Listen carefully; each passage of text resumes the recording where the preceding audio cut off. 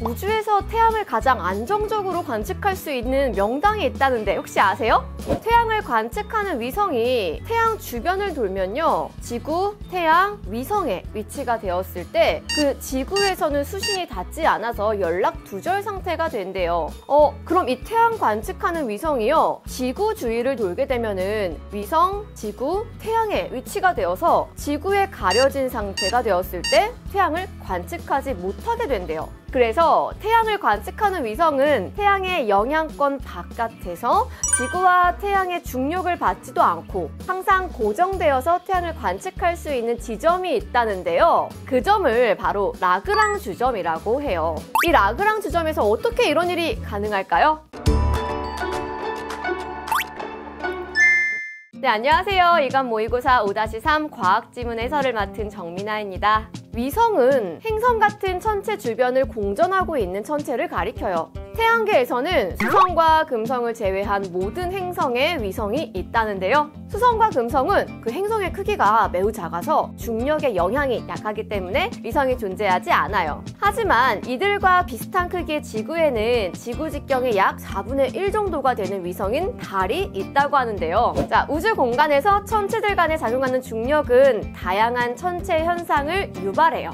긴 꼬리를 끌고 탐원이나 포물선 궤도 등을 그리며 운행하는 작은 천체인 혜성이 목성처럼 질량이 큰 행성 주위를 지나갈 때 행성의 중력에 의해서 끌어당겨져 충돌하기도 하고요. 또 행성과 충돌하기 직전에 바로 산산조각 나버리기도 해요. 자, 특히 이처럼 행성과 충돌하기 직전에 산산조각 나버리는 그 이유, 그거에 대해 좀 살펴볼게요. 행성의 중력이 혜성의 기조력을 유발하기 때문에 나타나는 현상인데요. 핵의 표면에서 행성에 가장 가까운 지점을 A, 그리고 핵의 중심부를 B, 그리고 핵의 표면에서 행성의 가장 먼 지점을 C라고 할 때요. A, C는 행성의 중심을 향한 일직선상에 놓여요. 이때 중력이 A에 가장 강하게 작용하고요, C에는 가장 약하게 작용을 해요. 그 차이에 해당하는 힘인 기조력이 유발되는데요. 이로 인해서 B에서는 A 쪽인 행성 중심 방향으로 중력이 작용하면서 동시에 C 쪽인 행성 중심의 반대 방향으로도 중력이 작용하는 효과가 나타나게 되고요. 핵이 양쪽 방향에서 잡아당겨지는 양상이 벌어지게 되는 거죠. 혜성이요, 그 행성에 가까이 다가갈수록 혜성이 받는 기조력은 점점점 커지게 되는데 그 크기가 충분히 커질 때 이 혜성은 형태를 유지하지 못하고 파괴되는 거예요. 그렇다면 혜성이 이 기조력에 의해서 파괴되지 않고서 그 형태를 유지하면서 행성에 가장 가까이 접근할 수 있을 텐데요. 이렇게 접근할 수 있는 거리상의 한계를 로슈 한계라고 해요.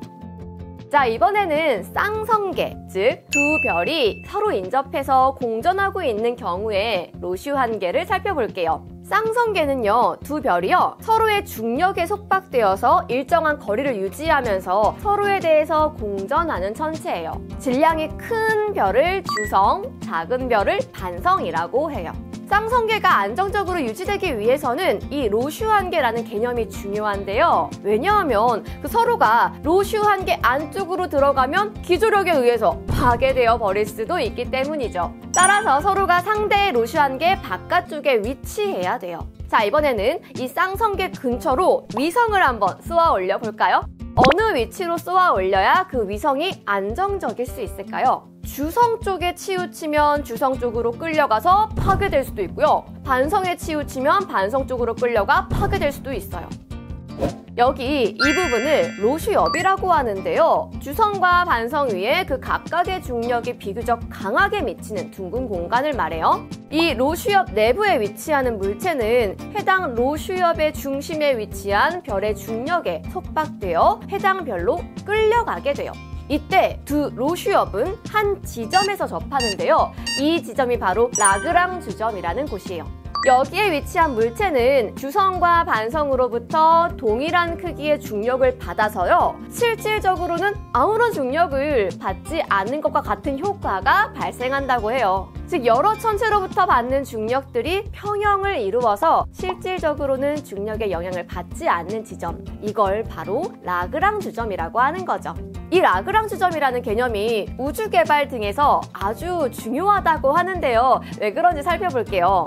공전하는 두 개의 천체 주변 A와 B에 무시할 수 있을 정도의 아주 작은 질량을 가진 천체 C가 있다고 가정해 볼까요? 자, 천체 C는 이 라그랑쥬 점에서 중력적으로 안정되는데요. 중력적으로 안정적인 지점이라는 것은 쉽게 말해서 천체 C가 해당 지점에 위치했을 때 천체 A와 B로부터 가해지는 중력과 같은 이 외부의 힘이 상쇄된다는 뜻이고요. 즉 라그랑쥬 점은 중력의 영향을 받지 않아 안정적인 만큼 상대적으로 연료 소비를 거의 하지 않으면서도 인공위성이나 우주정거장 등을 배치하기에 아주 용이한 특징을 지니게 되는 거죠. 맨 처음에 얘기했던 태양을 가장 안정적으로 관측할 수 있는 명당, 바로 거기가 라그랑쥬 점이라는 거 이해되시겠죠?